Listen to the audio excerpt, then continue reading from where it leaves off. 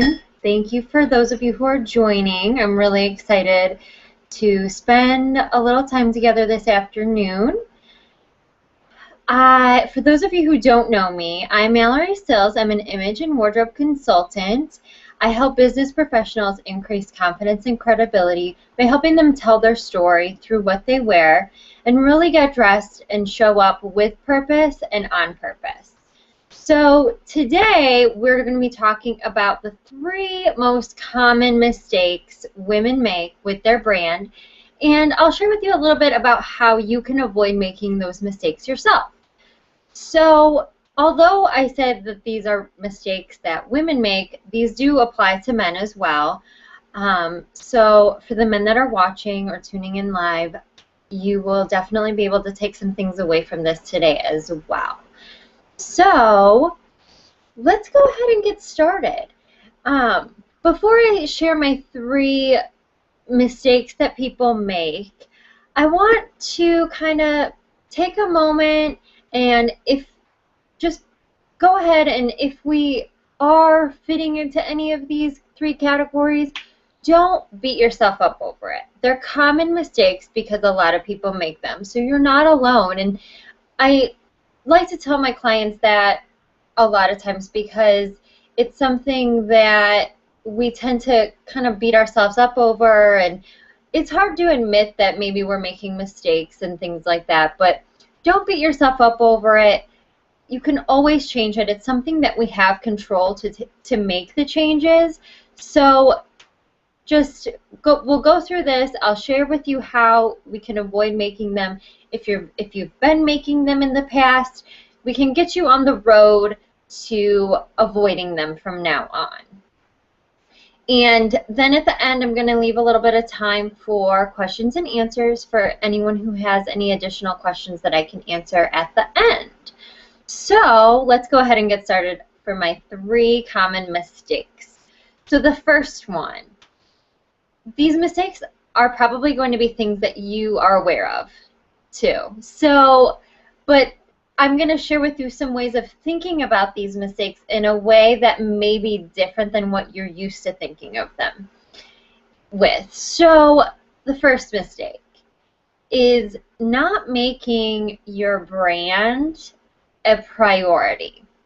I see this a lot with my clients who tend to be mothers. And that's something that I always say that's what's so great about moms, is they're so selfless. They put everyone else before themselves. They put work, their kids, their husbands, their significant others, everyone before themselves, that oftentimes they're so far down on their own priority list that it's almost like losing sight of yourself. And I've worked with a number of clients who are mothers, and after their kids are grown and go off to school or start their own lives, they've told me, I kind of don't know who I am anymore. I'm not really sure what my role is anymore, because we define ourselves as a mother, as a wife, and all of these things, and we lose sight of ourselves. And that's something that's really common. And in conjunction with that, not making ourselves a priority, I see a lot of times with business owners and entrepreneurs not making what they wear a priority, and not thinking of it in terms of that what we wear is another way of marketing ourselves and marketing our business. So it can be tricky too, because we spend so much time on our websites, on our social media, on all of these ways of marketing our business, that we forget that we are essentially the business. And not making what you wear a priority in your business can lead to some disconnect in the first impressions that we have with people. There have been a lot of statistics shown that, and done based on first impressions. And a lot of people will they tend to just really forget that what we wear is such a huge part of the first impression.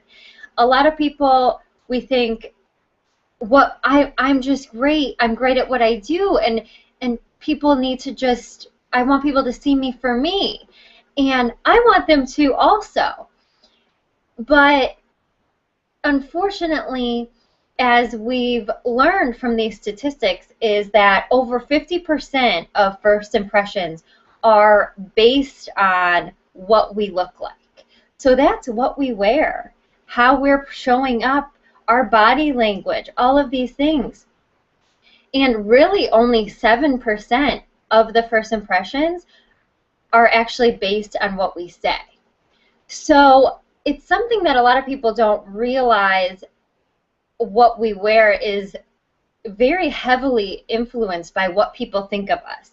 And a lot of us know that in those first impressions, people will decide whether or not they like us and whether or not they want to do business with us, which is kind of a harsh reality, I think, for some of us to think about. Like, wow, so in those first few seconds of seeing me, they don't even have to talk to you yet. They've already decided whether they like you or not. So we got to make that getting dressed really a priority. So not making yourself and your wardrobe a priority is the first mistake that a lot of people make with their brand. Moving on to the second mistake is inconsistency. And this inconsistency can kind of show up in a couple different ways that I've seen. One being our wardrobe and what we wear not matching our brand. So I'll use myself for an example.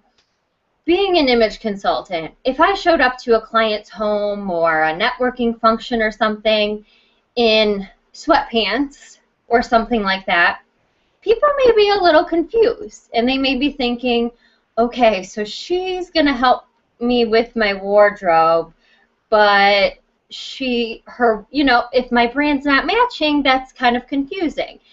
On the other hand, the other example that I like to use is a personal trainer. So if your personal trainer, you've never met him before, him or her, and you go to the gym, you have an appointment set up, and you show up, and if it's a male personal trainer, he's in a three-piece suit. That would be a little confusing, and you may feel a little uncomfortable if you show up in your workout clothes and your trainer's in a three-piece suit. That might be a little uncomfortable for you. That's an example of your brand and your wardrobe not being consistent with one another, and that can throw people off. When we do that, our messages and what we're trying to convey to people gets lost in translation, and we don't want to do that. The other way that I've seen inconsistency kind of show up is kind of, again, relating to that health and wellness. If you've ever been on a weight loss journey or something like that, and you're working out and eating well for a while, and then we kind of lose sight of it a little bit, or we stop for whatever reason. I've seen that happen with your image too. I've seen it happen with people that going well for a while, planning outfits, taking the time for themselves, making everything a priority, and then we just kind of lose track of it for whatever reason. But it's that inconsistency. And then because when we stop, that's again where we start to kind of confuse people a little bit. They're thinking, well, I saw her looking a certain way for a while, I'm confused. And we don't want to confuse our audience. The other way is really being, what I say, a little bit wishy-washy.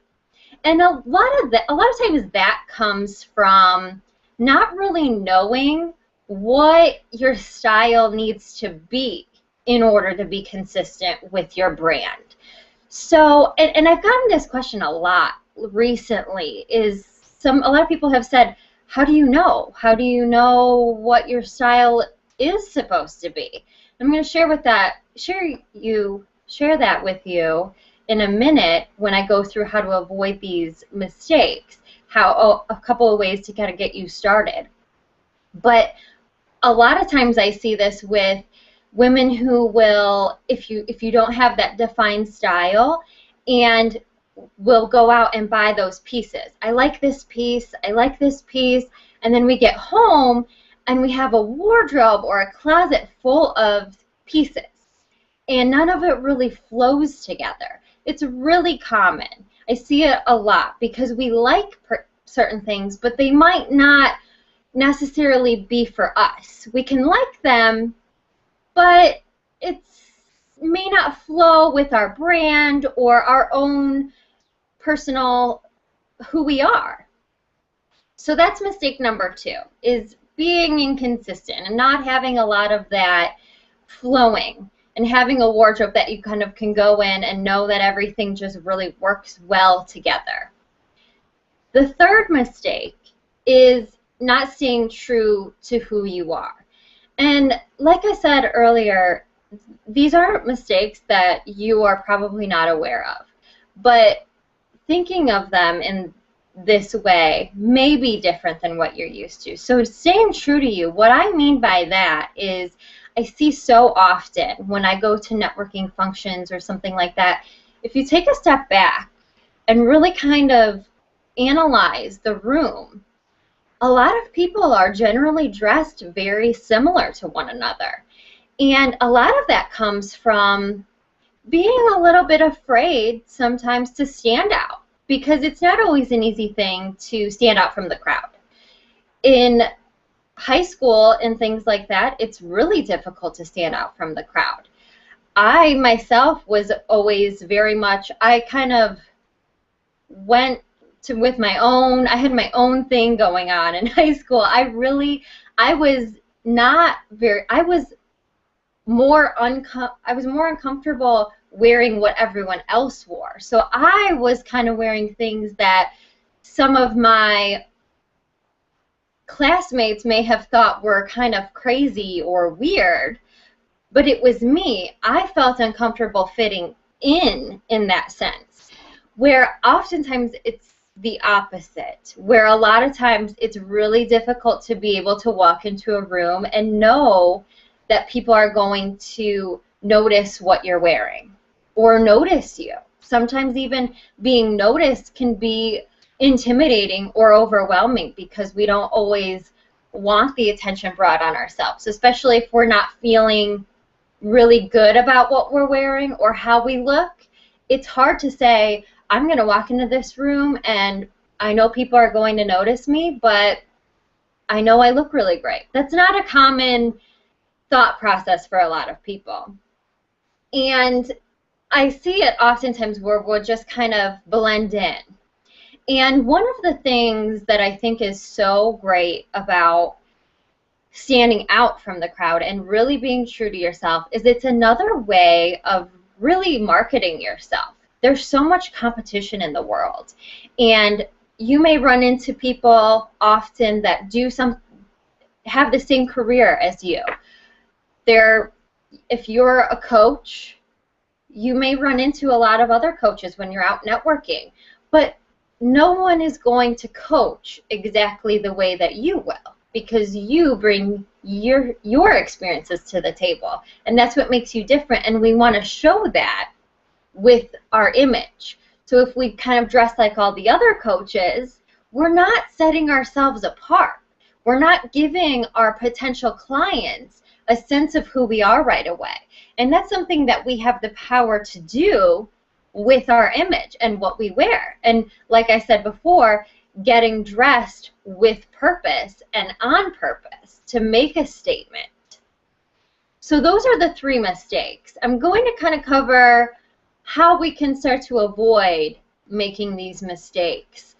So to start with, not making yourself a priority. My biggest tip for this, and I tell everyone, is to start scheduling time for yourself. It's one of those things where we live in a world where everyone's really busy. And it's easy to just say, one day I'm going to do it. One day. And we keep saying it, and time goes by over and over, and that one day never really comes. And it's something that I tell people, if they're going to be going through their closet on their own or with me, I'll tell them, you need to pick a day. Pick a day, schedule it, pick a day and a time, and write it down in your calendar just like you do an appointment with a client or any other kind of appointment you have. But make that appointment with yourself. Even if it's not something that's going to, even if you're not going through your closet necessarily, if you're just going to do something just for yourself that makes you feel good, you need to schedule that time. Because if we don't schedule that time and we don't hold ourselves accountable, that's when it never happens. We have to kind of make that plan. Otherwise, we just, again, we put ourselves back on the bottom of the priority list. And we want to really start making ourselves a priority and making your wardrobe and your closet a priority, because we have that control and that power to do that. And if we let it run us instead of us running it, we're not happy about what's in the closet. So make it a priority. Decide that you're going to take the time that you need to and dedicate it to what you're wearing and making sure that it's something that you're happy with. So the inconsistency. This is a fun one for me. I know it's not fun for a lot of people with going through your closet, because when you have the inconsistency, oftentimes it's because what's in your closet is kind of, like I said before, those pieces, and it's almost like trying to put together a puzzle that the pieces don't match up.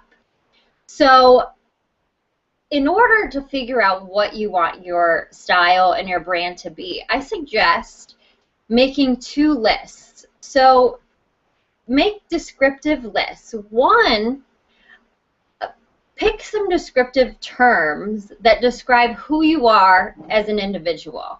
So just some of your kind of key, your top values in your life, what you're really good at, whatever you feel like describes you. Are you creative? Are you analytical? Whatever it is, start writing those things down.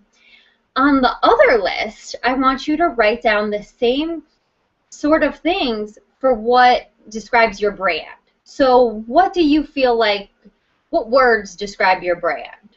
Is it bringing people confidence? Is it strategy? Whatever it is, just descriptive words that describe you, and then a list that describes your brand. And kind of start to look at those and see what kind of matches up and figure out where that is. And then you can go to, I have actually created 8 what I call style profiles, and they're on my Pinterest page.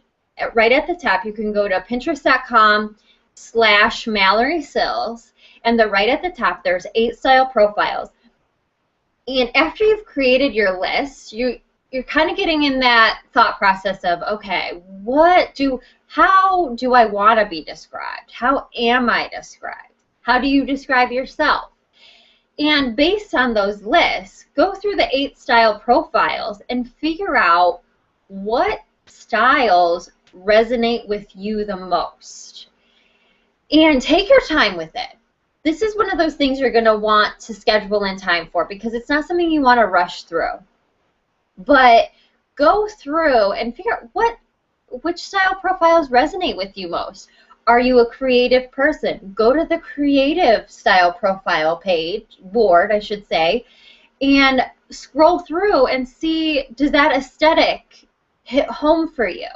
And look at those boards more, look at more of the aesthetic that is common throughout each style profile. You may not love those exact pieces that are on that, but you may resonate with the feel of it. Kind of look at the feel, the aesthetic. Look at classic. Is that something that, do you like the way that is? those sort of things. Really go through and take your time with it. It's not something you want to rush because this is your brand. But go through those, and I generally will group people into 2 of them because more often than not, we're not one style profile. And combining 2 of them, that's when we start to bring our own personal style into things. And that's when we start to develop our own personal style, and it becomes unique. For myself, I describe myself as the creative style profile and the edgy glam, as I've named it. Those represent my personality. They also represent my brand. And it's something that I always love to be like very creative feeling, but I always like to have a little touch of edge to my look. I love leather, mixing really kind of heavy textures together and things like that, or I love accessories and things like that that kind of bring out the edginess to it. It's not just creative for me. So figure out what those 2 are for you and what resonates with you.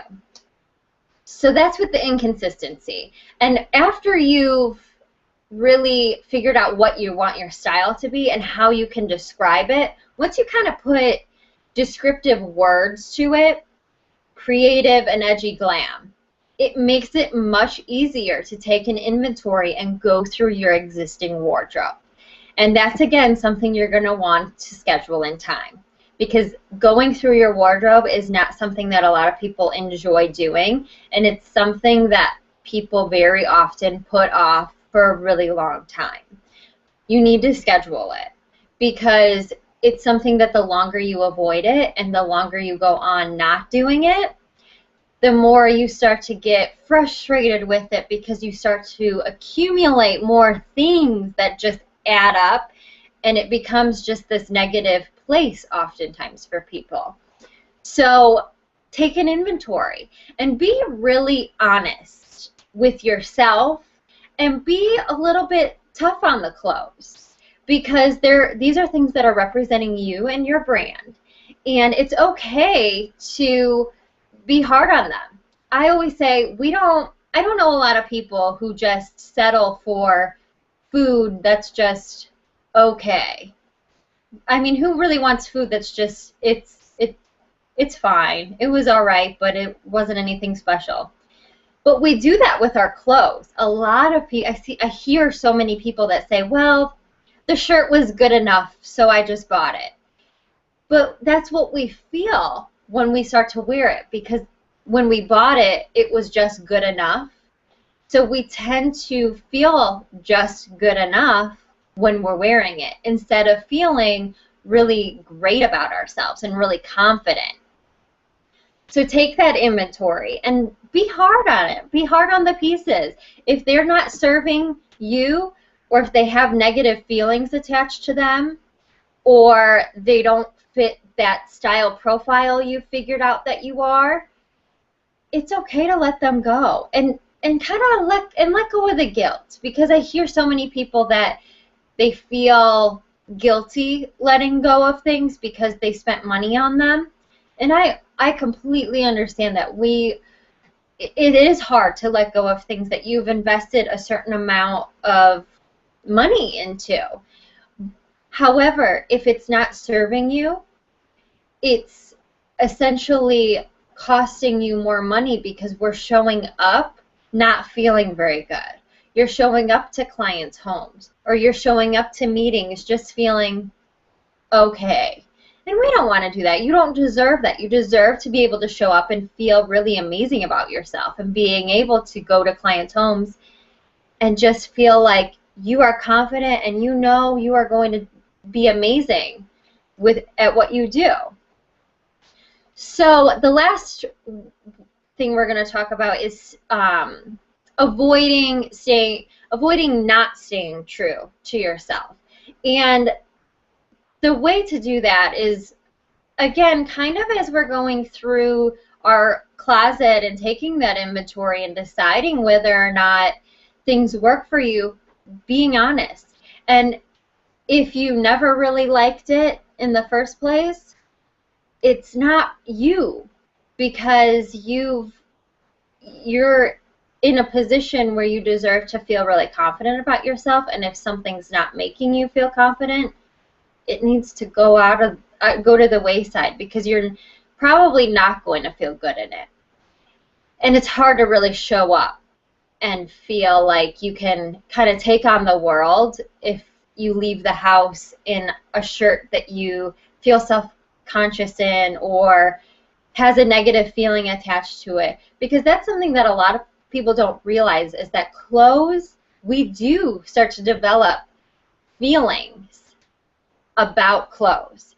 If a person gave you a certain item of clothing and you've had a negative experience now with this person, a lot of times I've seen people then have negative feelings about this garment because it reminds them of this person or a situation that was negative, and it's hard to let that go. And when we get dressed and then we're essentially putting on these negative feelings, it's hard to shake that, and it's hard to be able to leave the house and say, I'm going to feel really good about myself, when really in the back of your mind you're thinking, oh my gosh, this reminds me of whatever happened, or it reminds me of a bad experience, whatever it was. We don't deserve that. You don't deserve that. So really just be honest about it and remove the guilt. So those are my 3 brand mistakes and some tips on how to start avoiding them, starting to get you on track, because it is a process. One thing that I always say is your wardrobe and what you wear is something that we have 100% control over, which is scary for some people, I think, and it's something that can be almost a harsh reality to think, wow, I do have control over this. We don't have 100% control over a lot of things in our life, but we do have 100% control over what we decide to put on in the morning every day. So getting you on track to getting dressed with purpose and on purpose, it's something that takes time. So try not to be hard on yourself or get discouraged. It's not something that happens overnight. It's a process, and it's an evolutionary process, because we change as people. Our brands change as our business grows and continues on. All of these things change, and our wardrobe needs to keep up with that. Otherwise, we get that disconnect. So with the rest of the time, I want to leave it open for questions. If anyone has any questions, there should be a space on the side for you to ask. I'll hang out and answer any questions that you have. If anyone has any.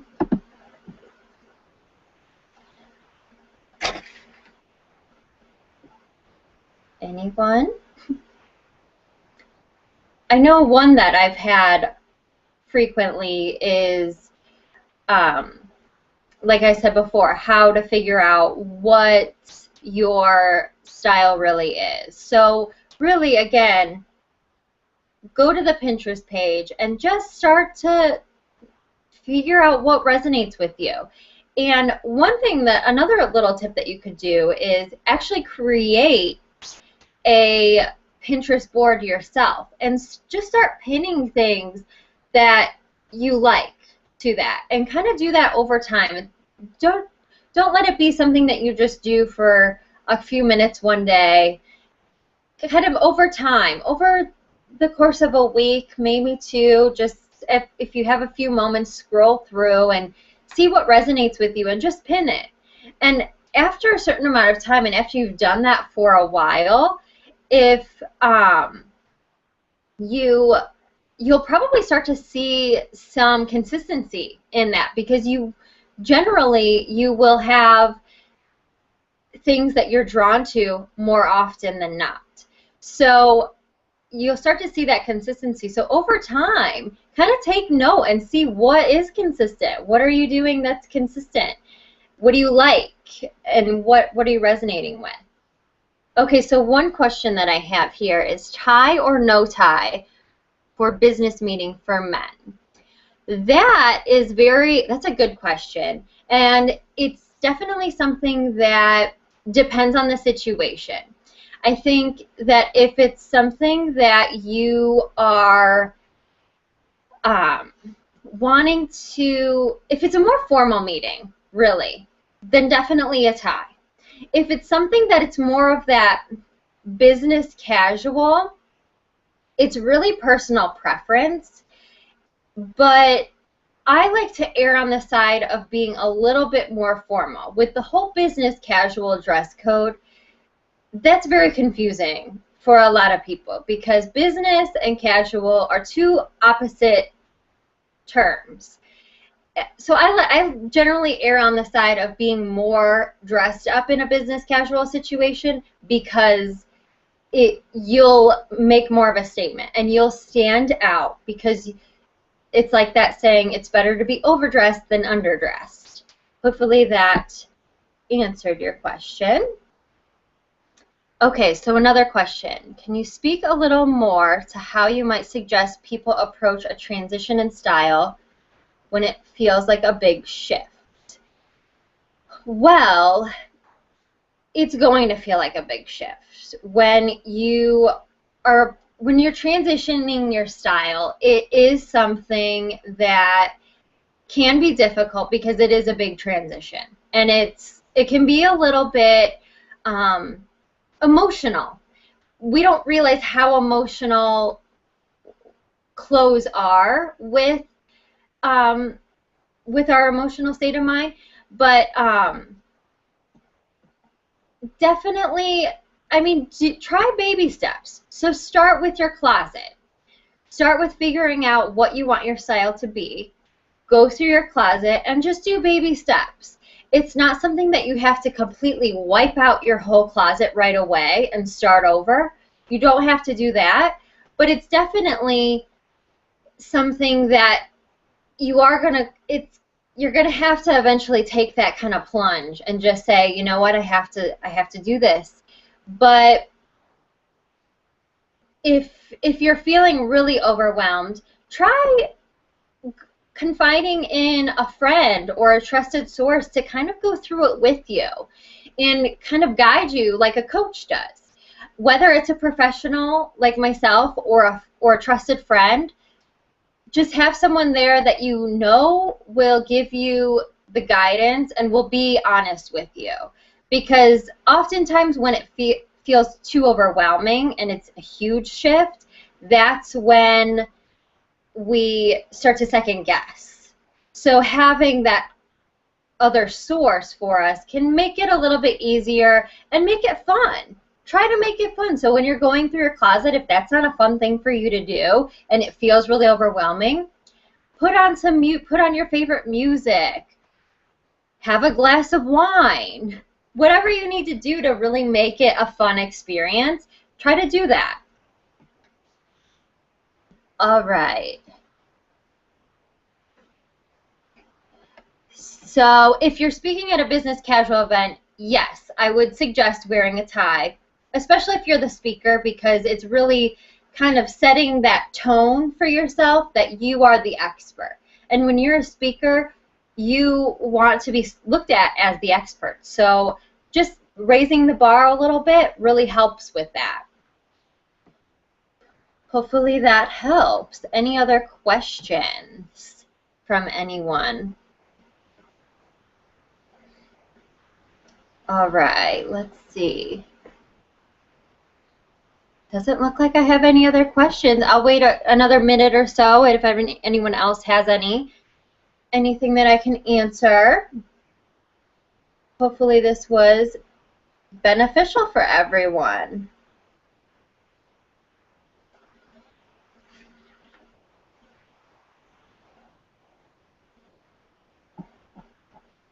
All right, well, it doesn't look like we have any more questions. If anyone does have any more questions, feel free to join me on my Facebook page. I will always answer any questions that I can. I will be trying to do a webinar similar to this with different topics every month. So if there's a topic that you would like me to discuss, feel free to email me, tweet me, Facebook me. I'm on all the social media sites. So feel free. I love suggestions, and I want to make sure that I'm covering topics that you find interesting. So thank you all for tuning in. I had a lot of fun. Hopefully you got something from it. I will see you all soon.